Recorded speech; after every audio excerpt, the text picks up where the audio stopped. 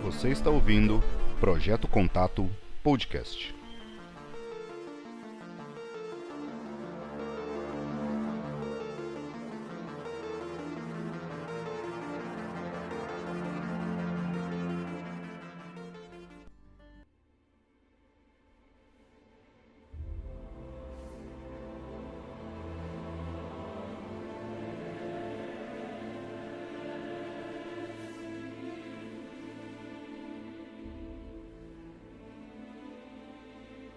Salve pessoal, tudo bom? Hoje eu trouxe mais um documento daqueles envelopes que foram revelados pelo Black Bolt. Esse envelope de hoje é o envelope número 5 de 1974 e ele traz cópia, na verdade, um xerox de um relatório que está timbrado como Ministério da Aeronáutica na data de 28 de maio de 74. Ele tem o timbre de confidencial a respeito de um objeto aéreo não identificado. A classificação desse relatório está como F6.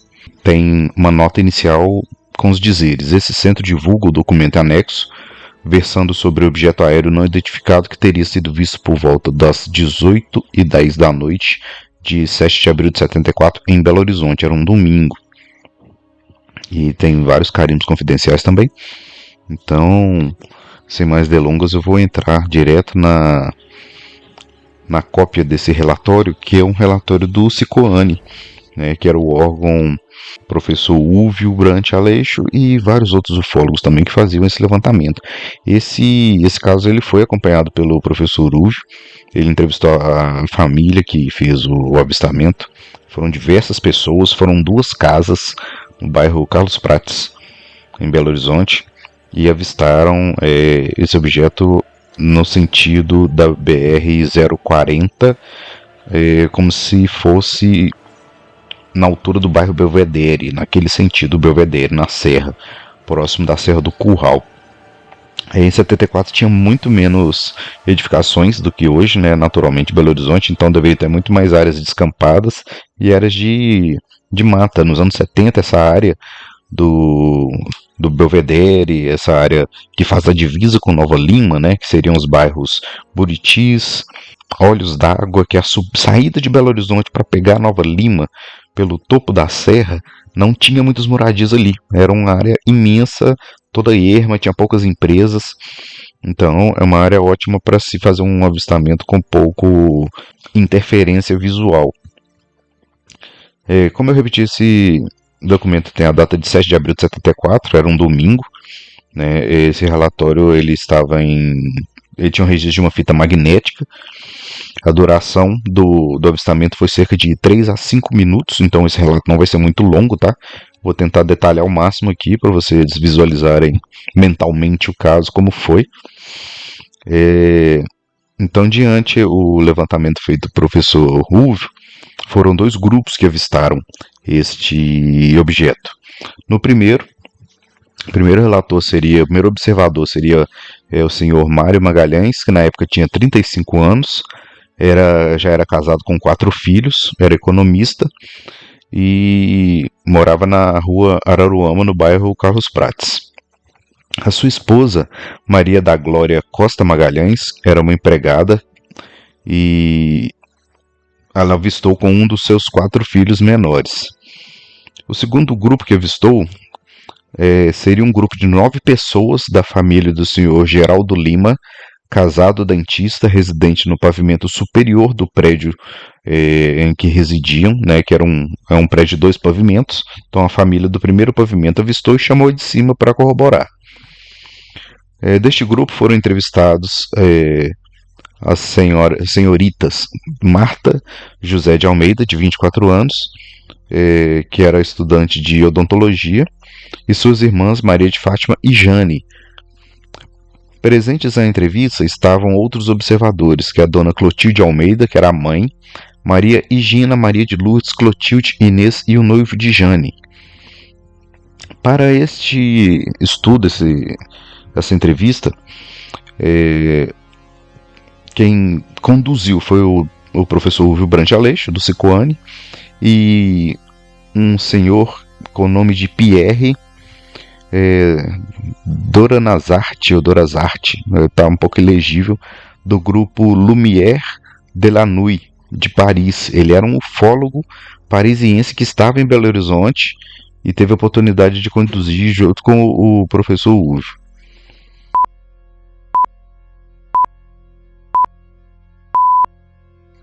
Então, entrando já no resultado das entrevistas, foi realizada uma entrevista telefônica também. Segundo Mário Magalhães, a sua esposa chegou à porta da cozinha para observar o céu na direção da BR-135, que essa nomenclatura foi adaptada, tá, gente? A 135 ela vira BR-040 na saída de Belo Horizonte, e essa 135 ela segue, se não me engano, até São Luís, Maranhão, norte do Brasil.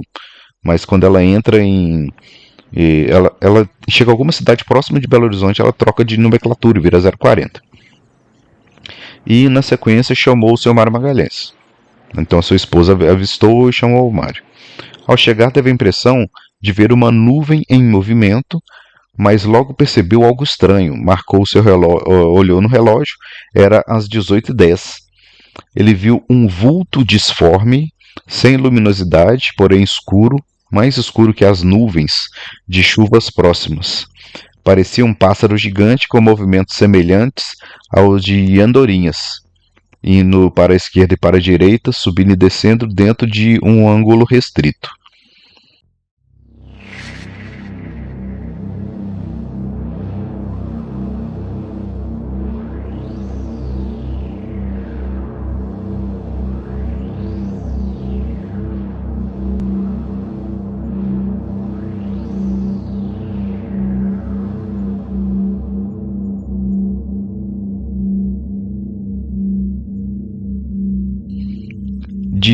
Durante as evoluções, via-se apenas um vulto, até que numa breve parada o objeto apresentou a forma de bacia ou prato fundo, visto de perfil, com uma boca virada para cima. Após chamar os vizinhos, continuou observando, mas não viu como o objeto desapareceu, porque o perderam de vista. A hipótese de um avião foi excluída imediatamente em virtude dos movimentos bruscos e da parada do objeto. A observação foi feita na rua Araruama, no bairro Carlos Prates. Na parte final da observação, notou que o objeto estava na direção do 12º Regimento de Infantaria. Fazendo um parêntese aqui, esse 12º Regimento de Infantaria, ele é o 12º, atualmente ele é o 12º BI, que é o 12º Batalhão de Infantaria. Ele fica no bairro Prado, quase no centro de Belo Horizonte. Todo mundo conhece o 12º BI como referência, porque ele é o local de todos os homens, quando fazem 18, eles têm que se apresentar para o exército nesse batalhão. Então todos os homens de Belo Horizonte passam por ele pelo menos uma vez na vida. Então eles sabiam a referência desse batalhão, né, que já havia na época, e marcou bem o ângulo onde ele avistou esse OVNI, e tomando como referência a casa de uma vizinha próxima. Então o seu Mário Magalhães ele conseguiu praticamente triangular uma coordenada, digamos assim, através dessas referências do batalhão e através de um telhado da vizinha. Então ele conseguiu mensurar, né, uma distância no olho ali, digamos assim. A duração estimada desse avistamento ocorreu entre 3 a 5 minutos, o que é um tempo longo para um avistamento, né, se parar para pensar. E durante essas evoluções o objeto dava a impressão de perda de equilíbrio. Ele parecia estar muito baixo e às vezes ele dava a impressão que iria cair, ficava abaixo da linha da Serra do Curral e à direita de uma antena enorme de TV que tem. Então foi uma outra configuração, uma outra identificação visual que foi apontada pelo Mário também. Então, segundo o observador, né, o Mário, ele julga que o objeto estava sobre a cidade, possivelmente na vertical, exatamente em cima do 12º Batalhão.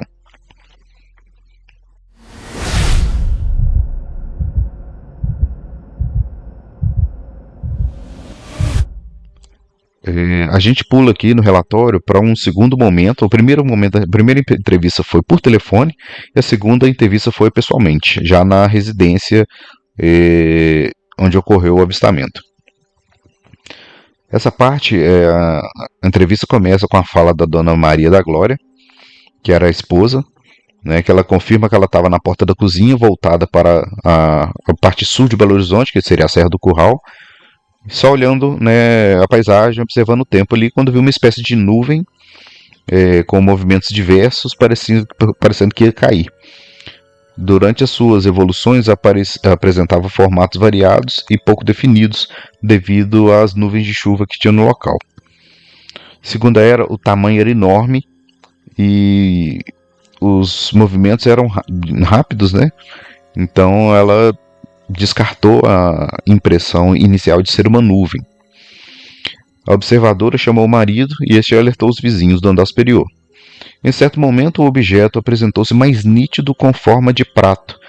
Julga que as mudanças de forma eram devidas ao movimento do objeto.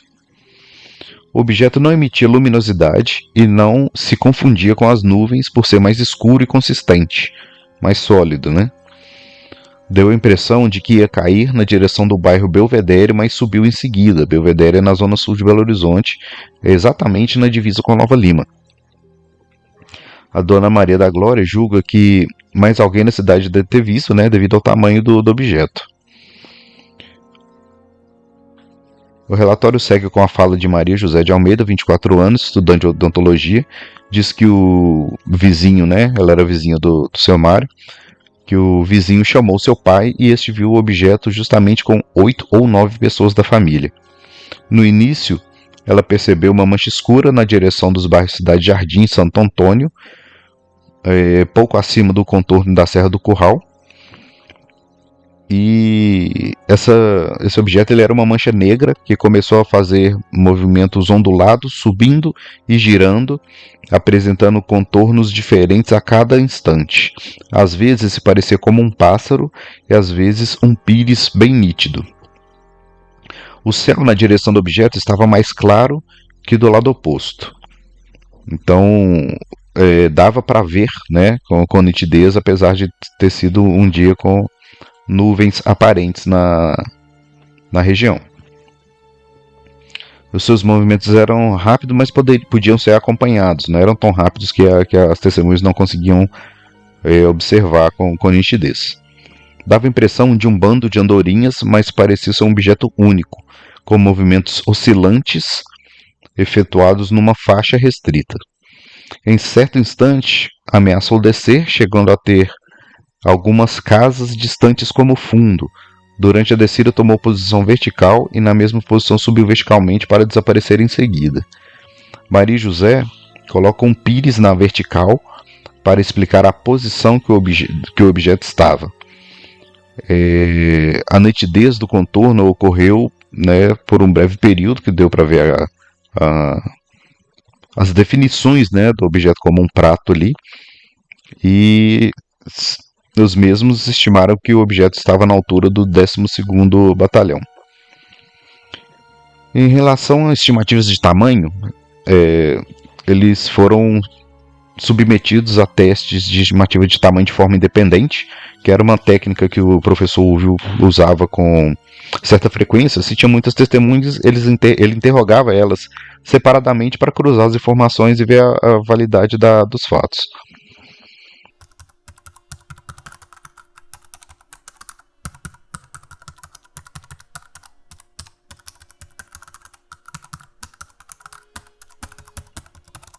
Nesse teste de estimativa de tamanho, ele utilizou uma régua com alguns gabaritos de elipse e colocado a uma distância, né, onde os observadores apresentavam os resultados de acordo com a sua percepção, né, do objeto. Então, para baixo chega para a gente uma tabela onde nós temos duas colunas, é bem simples na verdade, onde a primeira coluna é o nome do observador e a segunda coluna é a abertura da elipse visualizada. A elipse é como se fosse a fórmula oval, tá, gente? Para quem tem dificuldade de visualizar, seria o formato oval. Então, nós temos duas colunas: a primeira, o nome da pessoa; a segunda, o tamanho dessa elipse, né, desse formato oval, de acordo com o olhar da pessoa que fez a observação. Então, nós temos o senhor Mário Magalhães, e a sua elipse tinha 23 centímetros. Então, você pega uma forma oval do tamanho de 23 centímetros e coloca ela no ambiente, né, na paisagem, que seria o tamanho que ele teve a impressão que ele viu o objeto.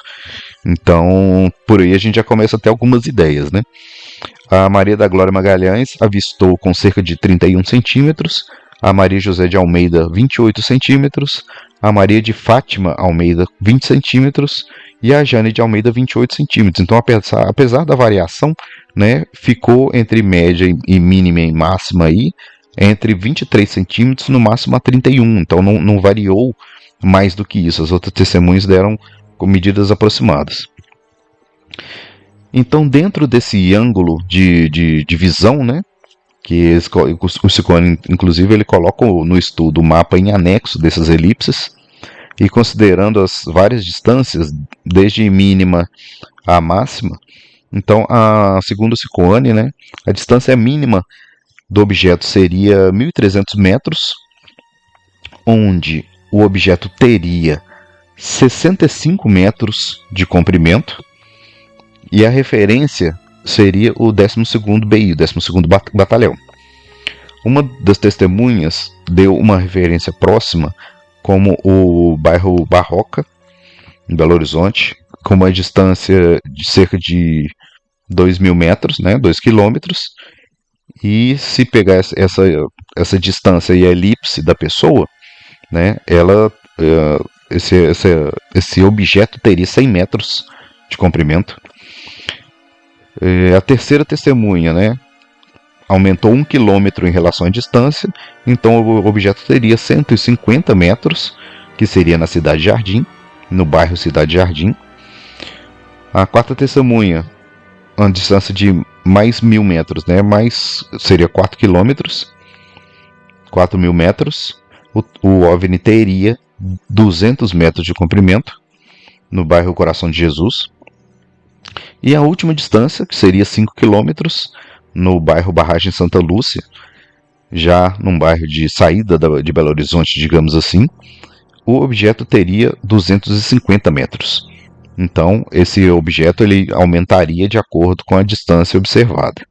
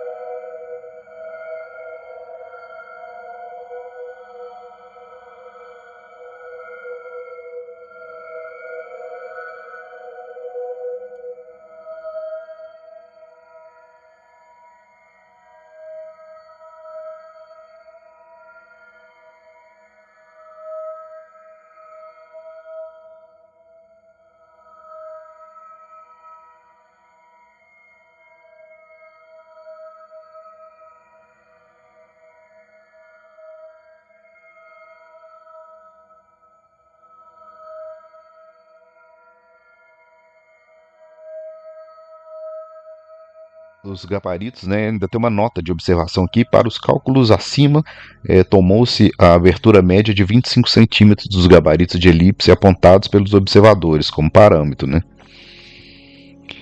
E no final do relatório tem um mapa de Belo Horizonte, onde que é um mapa seria um mapa de um catálogo telefônico, onde tem a exata posição da rua onde os observadores viram o fato, com uma vista, digamos assim, para Serra do Curral, na saída de Belo Horizonte, e uma sequência de marcações, que seriam essas marcações que foram tabeladas acima. E assinado pelo Cicoane, né? Um mapa de Belo Horizonte, uma escala de 1 para 40 mil. E abaixo do mapa está escrito: objeto voador não identificado, observado no bairro Carlos Prates, às 18h10 do dia 7 de abril de 74, domingo. Então é isso, galera. Mais um caso aí que estava em registro, né, do Cicoane.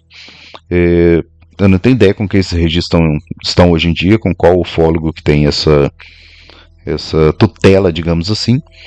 Porém, esse caso veio a público, né? Ele foi revelado pela lei de liberdade de informação americana, né? Então tiveram americanos revelando novas investigações que ocorreram no Brasil, que nem a gente sabe, né? Então é mais um documento timbrado oficialmente, né, dos nossos órgãos de segurança da aeronáutica, o Ministério da Aeronáutica, que ele investigou mais um caso aí ocorrido em Belo Horizonte com múltiplas testemunhas, e agora a gente tem um documento oficial da aeronáutica comprovando, né, esse estudo, e tem o registro das testemunhas, mais o estudo do Cicoane, que fez o levantamento também, né? O professor Wolff, ele tinha uma relação muito boa com os militares da época, então qualquer anomalia que acontecesse, qualquer avistamento, né, ele era um consultor, né, digamos assim. Nós tínhamos o CIOANE, que era o órgão oficial, e nós tínhamos o Cicoane, que era o órgão civil, que era composto com especialistas de várias áreas que realizava esse trabalho fantástico de levantamento e registro desses casos ufológicos, né, e fazer essa triagem do que era real e do que não era. Então, eu fiquei muito feliz quando eu li esse relatório, o quinto envelope, né, que tinha vários documentos, entre eles esse caso, que é um caso muito próximo. Esse bairro, ele é o bairro onde os meus filhos estudam, então eu consigo acessar essa rua com certa facilidade. É uma rua bem próxima da escola dos meus filhos. Então, como esse caso aconteceu nos anos 70 e algumas testemunhas, né, tinham 20 e poucos anos na época, eu estou com a expectativa de tentar, né, uma abordagem nesse endereço para ver se a família ainda está lá. Pelo que eu vi na imagem aérea do Google, a casa ainda continua, essa casa de 2 pavimentos, ainda continua lá na região, então eu espero que algum descendente dessas duas famílias estejam lá, que eu consiga mais uma entrevista, uma atualização desse caso, uma entrevista direta. Vou fazer essa abordagem também, o mais rápido possível. Atualmente estou trabalhando em Itabira, uma cidade que fica praticamente 2 horas de Belo Horizonte. Então, quando eu tiver algum tempo vago em Belo Horizonte, espero conseguir mais essa entrevista pra gente. Beleza?